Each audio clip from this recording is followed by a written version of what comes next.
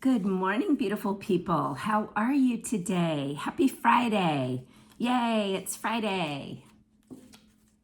I want to say it's Friday. Again, referring to my children, they would say, Mommy, that's so cringy. Actually, they wouldn't call me Mommy anymore, and they, they talk about that too. They call me Mem, M-E-M. Not even Mom or Mommy or Mama or anything like that. It's Mem. So they would say, Mem, that's so cringy. Sorry. I won't go on that train again, but listen up yesterday from yesterday's episode, and you'll see what we talked about that. So anyways, happy Friday. We are entering a long weekend, Memorial Day weekend, and it's always nice to stop and think about what this weekend represents, and how important it is for us to honor the people who have fought and served for us and the people in our lives. I kind of extend it beyond a national holiday and sort of a personal holiday, to think about just, memorial, like people who are not here anymore. And so considering them and thinking about them, and the impact that they had on our lives is an important thing to pay attention to and to be conscious of. And also the people who have fought for our country so that we can be free, because that is a really powerful thing, and will be coming up soon on 4th of July. And it's as much as we are challenged with the issues that are happening in our country, we live in a place that we are able to challenge, and we are able to speak freely about the things that happen in our country that we are happy with or not happy with. And yes, there is some corruption and some sort of divisive behavior, but we still live in a pretty amazing place in the United States. But check in with me and let me know where you are tuning in from, because you might be from Europe, or you might be in Cuba, or you might be in Brazil, or some other place, Canada, the Czech Republic. Who knows where you are tuning in from, but I would like to know so that we can create our web of connection across the planet, so that we know we are all connected, and that we are all one, walking this royal path. And this royal path that we take is not an easy path. It's the path of life. And sometimes life can be very, very challenging. Sometimes it can be amazing, but sometimes it can feel easy, like you're in the flow and things are going really, really well. And then all of a sudden you're not in the flow anymore and things feel stuck and you don't feel good. So we just want to recognize that we all experience all of these things, all of these challenges, the ups and downs of life. And so we are together on this journey in life. And so our intention for today and every day, as we walk this royal path, is to pull a card that helps us navigate on the path, that helps us just stop and think about whatever card we get that is important for us all to hear right now. And how can we apply this in our lives? So it's really important that we take these messages, these divine messages, and apply them in our lives. So today, as in every day, we're asking the intention, or our intention for pulling this card is, what do I need to know today? What will support me today? What affirmation, confirmation, validation do I need to hear and receive today? Or what do I need to think about? What do I need to prepare for? So these are all questions that are basically kind of the same thing, that will help us in our journey on our royal path. And so today we are going to be thinking about our emotions with the Queen of Cups. And cups and water represent emotions. And the Queen is holding this really beautiful, like, chalice. What do you call it?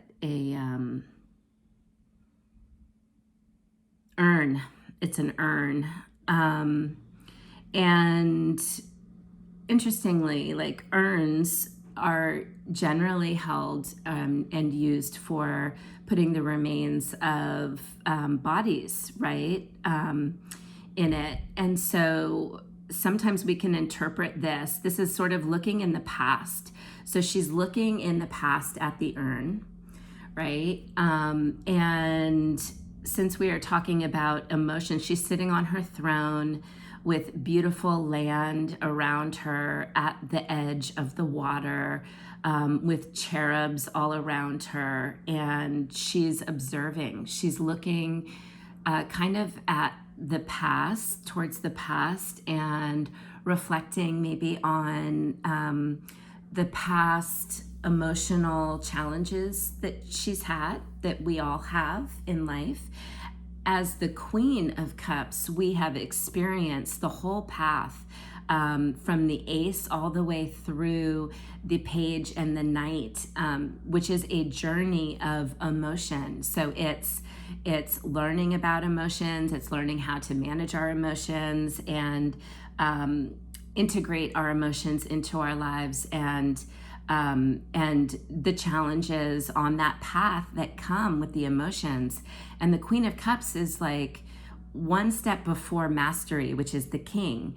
The King comes next. And so it's thinking about all that we have in our emotional development and where we are and what we have to look forward to. So this, I'm calling it an urn, and we'll read from Rebecca what she has to say about this card.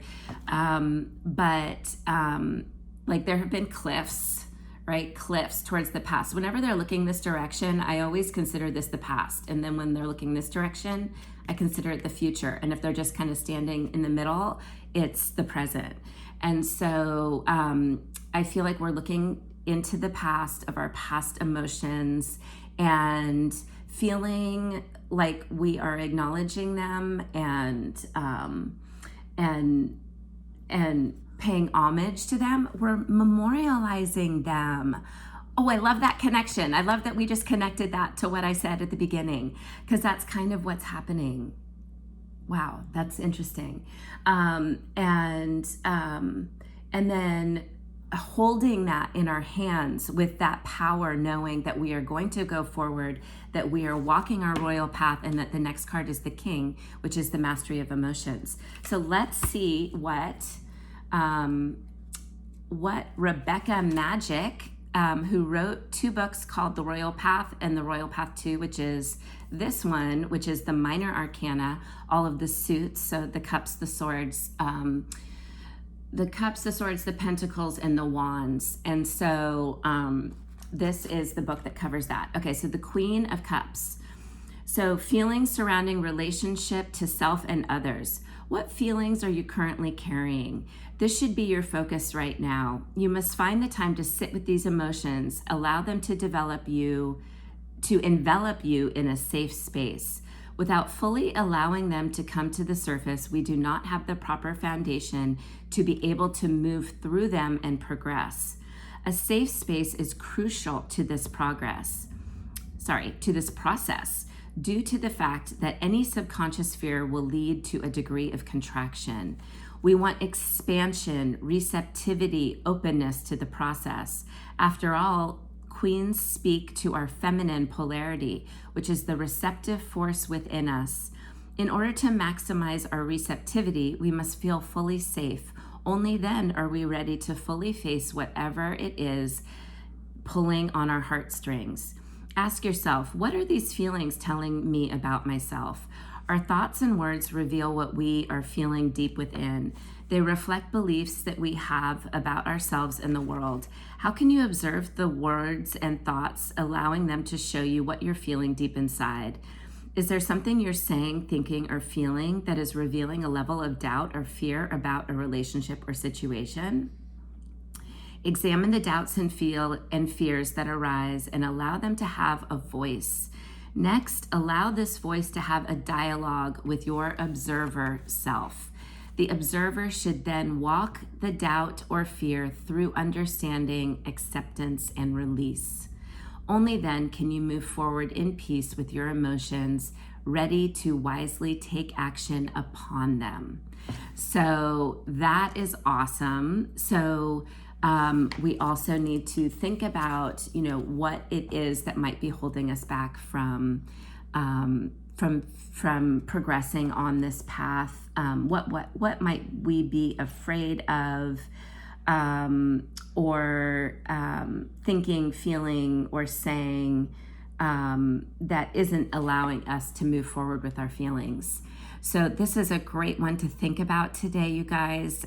This is one step closest to mastering our emotions and allowing us to be a container. This kind of goes back to a couple days ago when we were talking about our emotions as a container and letting the emotions flow through us as opposed to holding on to them and resisting them. So what can you do to eliminate the fear so that you can move on in your life? What are you subconsciously holding on to? Something to think about this weekend as we move into Memorial Day and a 3-day weekend. But I will see you on Monday. And I hope you all have a wonderful weekend and you stay safe and you enjoy.